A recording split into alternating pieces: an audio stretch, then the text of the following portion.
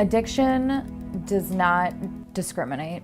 I was from a suburban community and I was a cheerleader and I was great in school and I had good grades, and it still affected me.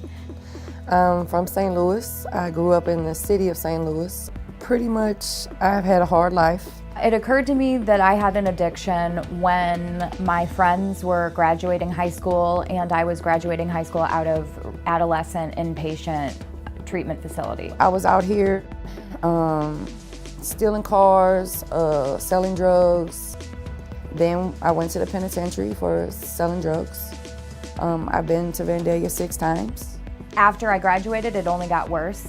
I used more drugs and harder drugs, and it spiraled out of control from there. The main thing to turn my life around was my 7-year-old daughter. It was not until I was pregnant and using heroin that I decided to try methadone as a last resort. I got out the penitentiary on May 14, 2010. On May 16th, I got brutally raped and beaten. My daughter is a product of that. I didn't find out I was still pregnant with her till I was 7 months along.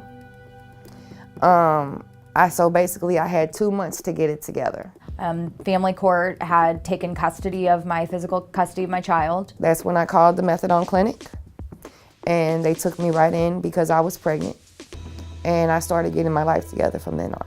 Methadone helped me to where I didn't have to have the drugs. First of all, I didn't have to go through the sickness of trying to be off heroin. And that was my biggest thing because I have small kids to take care of. I was able to meet all of my court requirements and stay at home and keep my job and keep those other pretty important things in my life while also receiving treatment. And I just got off parole after 25 years. I just signed my papers. So I'm very proud of that, that I can actually say that I'm free, I'm allowed to travel again. I am coming up on 2 years clean.